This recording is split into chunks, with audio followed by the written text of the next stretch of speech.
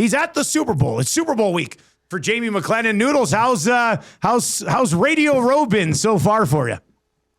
It's not been bad. I mean, can you hear me? Everything's connection good. I mean, we should have good internet. You know what? It's been good. I got in yesterday morning early because I was in Carolina the night before. And, we had a great setup. Show was good. Show was clean. I was really tired. I only had 2 hours sleep the night before because I had a 5 a.m. flight out of Carolina, Raleigh to Atlanta, and then Atlanta to San Francisco. So I had to be up at 3:30. I watched Edmonton play Toronto, so then went to bed late. And then I flew from Atlanta to San Francisco, and the guy next to me was Marcus Allen, which was weird. Oh, no way. I don't know if you remember. Yeah, I remember him. Yeah. Oh, that's good. He's tied to OJ. Everybody, it was like, the minute I say like Marcus Allen, people are like, OJ? And, because he was, I think he was like tied to OJ, like he was like his best friend for the longest time. So, anyways. And now he's sitting there today on a show somewhere going, I was sitting next to Jamie McLennan. Yeah. He's still suspended in the National Hockey League. Like, I doubt it. I was trying to sleep. I couldn't. He slept like a baby. I struggled. I ended up watching Tell Me Lies and some of the shows I've been watching on Netflix, The Night Manager. So it was good. So, all right. Jamie McLennan is with us. Noodles, the Oilers lose 3 in a row going into a break. You know exactly how that's going over in this market, especially with the loss last night being to the Calgary Flames. Leon comes out and kind of goes scorched earth, at least from what we usually see from this team in postgame. Your thoughts on what he had to say? I mean, he's saying it's time to get going here, and it starts with the coaches. He mentioned you need goaltenders to make some saves that they should be making, and he didn't not signal out himself. He said, the top guys got to get going as well. But obviously, a level of frustration from Leon last night. Yeah, and the thing is you see. Everybody cherry picking, him taking a shot at the coaches, cherry picking, took a shot at the goaltenders. If you look at the whole interview, he talks about everybody, and he's not wrong. I think there's probably questionable deploying. There's things that the coaches need to do better. I think the goaltenders need to make saves, and I think the top players need to execute when they get opportunities.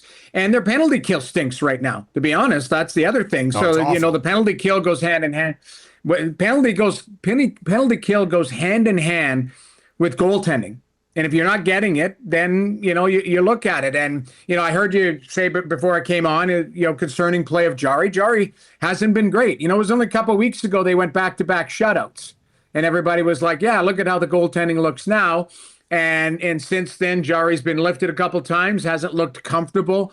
I still will defend him in the sense that I believed Edmonton needed a different look in net. And I still believe the 2 goaltenders that are in Edmonton are better than the 2 goaltenders that they had last year. And I'm a big fan of Ingram. I think Ingram is a really talented goaltender. And I think Jari is a really good goaltender when he's playing his game. But, a few concerning things that I see with him, the stick placement coming across, sticks behind him instead of in the 5-hole spot. These are like technical things that you could look at, but he's not making enough saves at the right time. That's the bottom line. And you know what? I'll throw in there, they need to play better.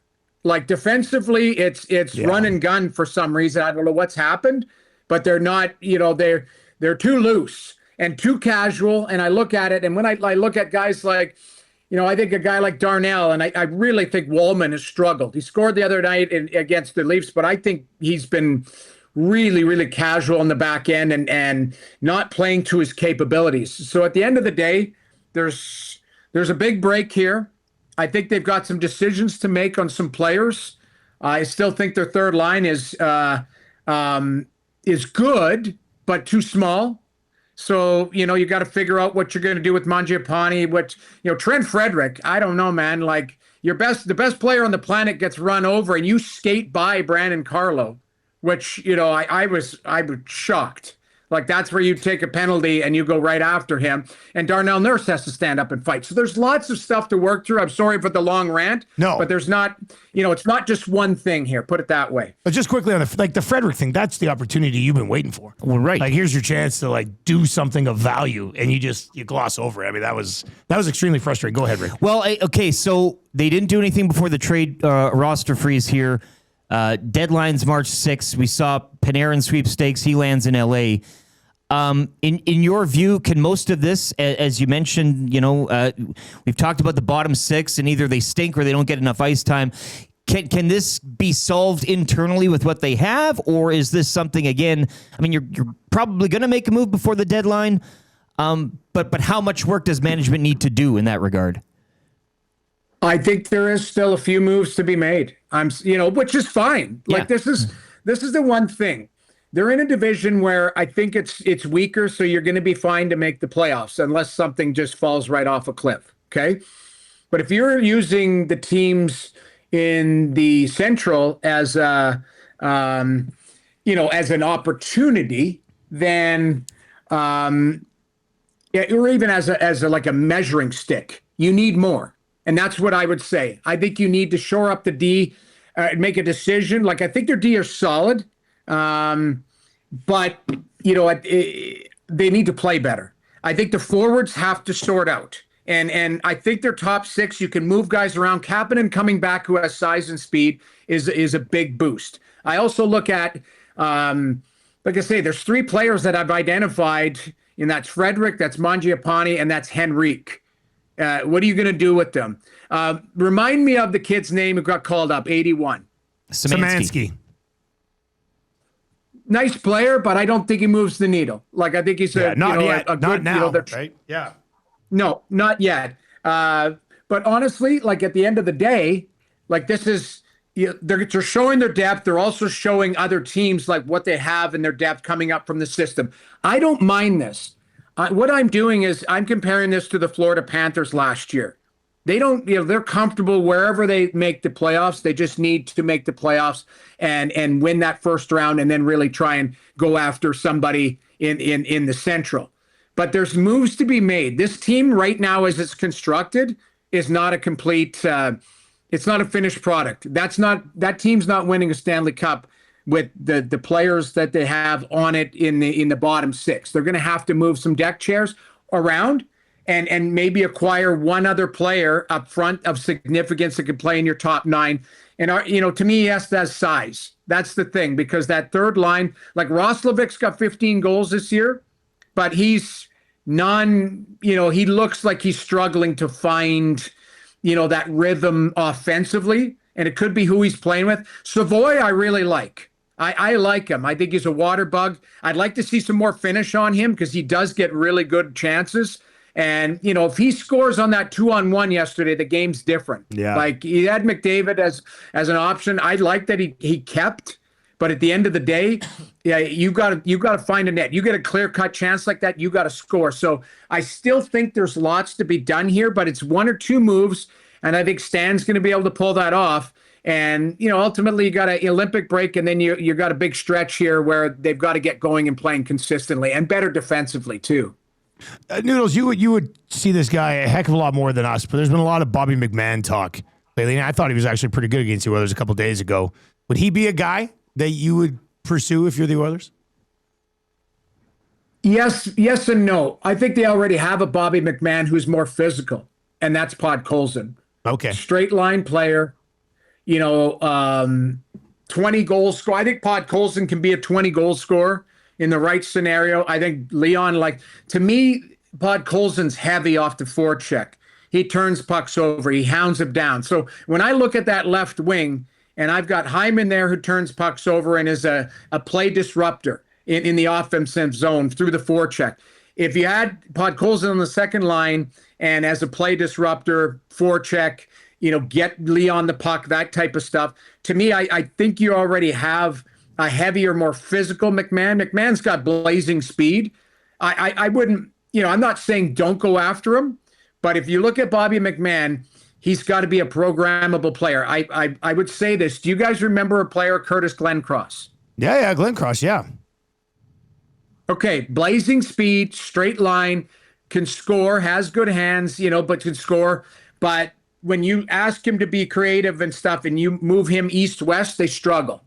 And that's to me Bobby McMahon. Like Bobby McMahon I think he struggles to play in the top six sometimes because with creative, he's not super creative. He's a straight line meat and potatoes Alberta boy, which I love, and he's got a little grit to him and stuff like that. But I already think, like I say, the Oilers have one who's heavier, and that's in Podkolzin. Like Podkolzin is strong as an ox, and he can hit, and he kind of, like I say, if he had any more finish and hands, Podkolzin be a 30-goal scorer, not a 15 to 20 goal scorer. So I think McMahon is a guy you have to look at, but again, I think there's guys throughout the league you want to add. And I think Edmonton wants to get younger. McMahon's in that late, 28, I believe he is. And the other thing is you want to get quicker and speed, and McMahon has it. So I'm not saying no, but I'm trying to prepare people for what the type of player he is. And I watch him every night. I've seen some mixed reaction on the Kings and Panarin being a fit. How much do you think it moves the needle, and did you like the decision from Holland to go get him? They didn't give out, again, I don't know, is it Greenwood? I don't know the player they gave up. Yeah, Green Tree. Right? He's Green Tree, sorry. He had a great year last year in the OHL, not as good of year this year, and then they gave up the pick, but got him to retain. Yep. I mean, I thought it was a tidy piece of work, whether it's a fit or not. I thought I thought it was a decent move. I agree. And you give him Kopitar's money, right? 11 million on an extension, 2 years. The thing about this, and this is what, if you're an Oilers fan, concerns you about, Panarin, he doesn't need much. And what I mean by that is he's a one-shot scorer. He's a one-play difference maker. I was in New York in December, and my son and I went to watch Colorado Rangers. And Panarin, I always joke, he's got dry hair out there. There's not a lot of sweat on him. It's perimeter. He's not a blazing speed guy. So he did nothing all game, nothing. But he scored the game-tying goal with a minute left with the goalie pulled because he made a great play at the blue line. He got available, and then he got through the seam on a one-timer. LA needs a needle mover, a guy who's got skill.